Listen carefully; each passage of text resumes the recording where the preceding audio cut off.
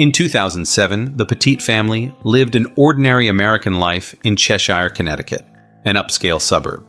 The family was composed of William Petit Jr., a 50-year-old endocrinologist, his wife, Jennifer Hawk Petit, a 48-year-old pediatric nurse, and their two daughters, 17-year-old Hayley and 11-year-old Michaela.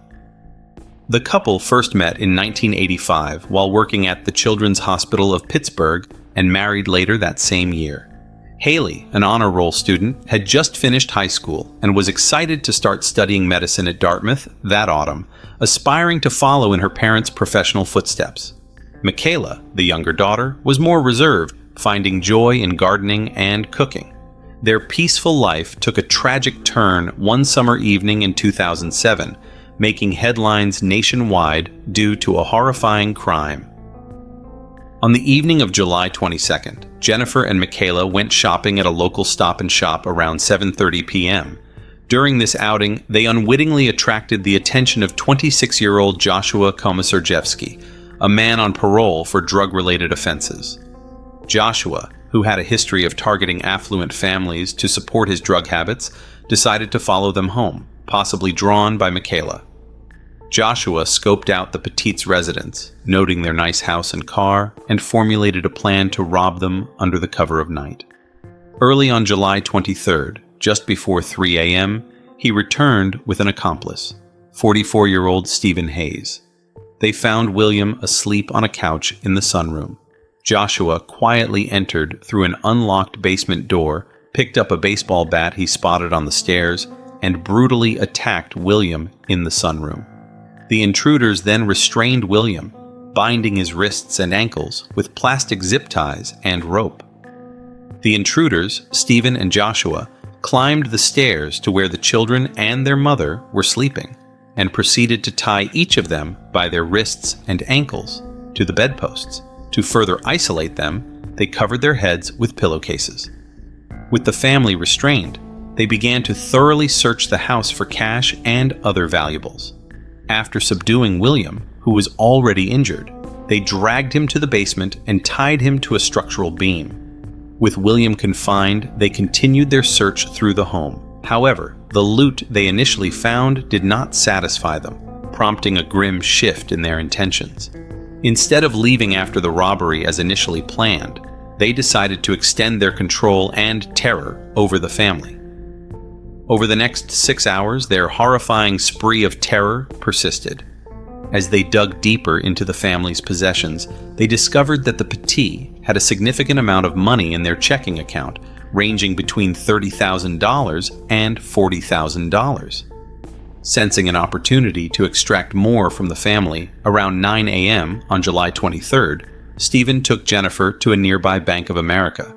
His intention was for her to withdraw $15,000. Choosing to stay in the vehicle, Steven gave Jennifer a moment to interact alone with the bank staff. She quickly took advantage of this and discreetly informed the teller about the perilous situation her family was facing at home. The concerned teller promptly informed their manager, who did not hesitate to call 911. The manager reported to the authorities, "We have a lady who is in our bank right now who says that her husband and children are being held at their house." While Jennifer was described by the manager as visibly petrified, other bank staff noted her composure during the interaction. Despite the immediate 911 call, the police were unable to intercept Steven as he drove the family's SUV, returning to the house with Jennifer. This lapse allowed the dire situation at the Petit home to continue without immediate police intervention. While Steven escorted Jennifer to the bank, a horrific event unfolded back at their home. Joshua assaulted 11-year-old Michaela, capturing the vile act on his phone. When Steven and Jennifer returned, Steven, at Joshua's urging, assaulted Jennifer in a misguided attempt to balance the earlier crime against Michaela. During this time, William, who was elsewhere in the house, heard disturbing sounds from upstairs. Frantically, he called out and was met with a chilling response from one of the attackers. "Don't worry, it's all going to be over in a couple of minutes." Gripped by a sense of urgency and fear for their lives, William realized he had to act immediately. He managed to free himself from his restraints, made his way out of the house, and crawled to a neighbor's yard for help. His injuries were so severe that his neighbor initially failed to recognize him. Later, Steven confessed that while he was assaulting Jennifer in the living room, Joshua burst in to inform him that William had managed to escape. In a brutal act of retaliation, Steven then strangled Jennifer. The violence escalated as the two men proceeded to douse Jennifer's lifeless body with gasoline, spreading it throughout the house and specifically targeting the rooms where Michaela and Hayley were confined. They then set the house ablaze and fled the scene in the family's car. Tragically, Hayley and Michaela both perished from smoke inhalation. Further investigation revealed that Hayley had managed to break free from her restraints and attempted to escape. She reached the hallway, but ultimately collapsed and died near the top of the staircase. The severe burns on her feet suggested she had come perilously close to the flames, though it was unclear whether these occurred before or after her death. Michaela's body was discovered in her bedroom. She was still tied to her bed with her lower body hanging off the side. Similar to her sister, Michaela's burns may have occurred while she was still alive. The culprits were quickly located by police due to active surveillance, leading to a brief pursuit that ended with them crashing into a police vehicle just a block away. This marked the conclusion of a harrowing 7-hour ordeal inside the Petit home, bringing the violent invasion to a tragic close. Upon their apprehension, Steven Hayes and Joshua Komisarjevsky both admitted their roles in the crime, although each pointed to the other as the main instigator and planner of the attack. During the investigation, Joshua's diary was recovered and used as evidence in court. In it, he derided William Petit as a coward, provocatively claiming that Petit could have intervened to save his family if he had chosen to. Joshua shared with his attorney chilling details of his past crimes, describing how he would sneak into the bedrooms of his burglary victims to listen to them breathe, relishing the sense of power and violation he felt. His criminal record included 12 counts of burglary by December 2002, for which he was sentenced to 9 years, followed by 6 years of special parole. After being paroled in April 2007, Joshua resided at the Silliman halfway house where he met Steven Hayes, who would become his partner in the Petit Family murders. At his trial, which began on September 19, 2011, Joshua was found guilty on 17 charges. The evidence presented to the jury was deeply disturbing, including autopsy photos of the victims and images from Joshua's phone documenting his assault on Michaela. The graphic nature of this evidence caused significant psychological and emotional distress among the jury members, prompting the state of Connecticut to offer them free counseling services. The jury ultimately recommended the death penalty, and on January 27, 2012, Joshua was sentenced to death by lethal injection. During his sentencing, Joshua expressed remorse, stating, "I will never find peace within. My life will be a continuation of the hurt I caused. The clock is now ticking and I owe a debt I cannot repay." This statement highlighted the gravity of his crimes and the irreversible damage inflicted on the Petit family and their community. In 2015, Joshua Komisarjevsky's death sentence was commuted to life imprisonment following Connecticut's abolition of capital punishment. On August 18, 2016, he made a failed attempt to end his life by hanging. Steven Hayes' criminal history dates back to 1980, when he was first convicted at the age of 16. After being paroled in 1982, he breached parole conditions just 7 weeks later.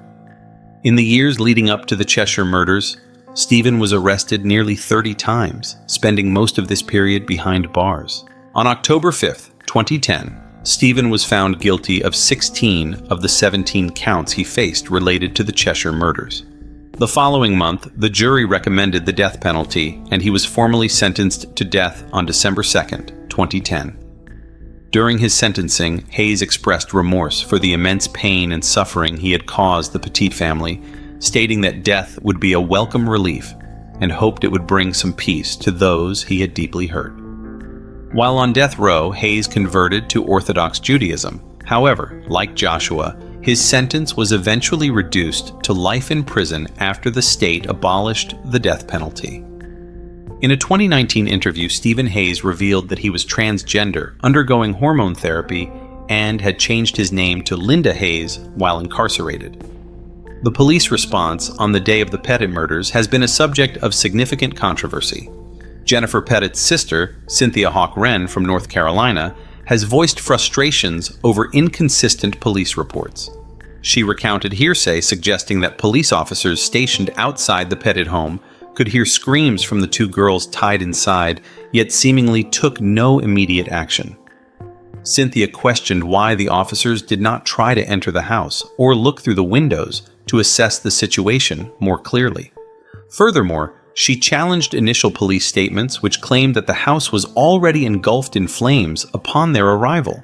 Contrary to these statements, she pointed out that officers were observed around the home's perimeter for approximately 25 minutes before the fire escalated.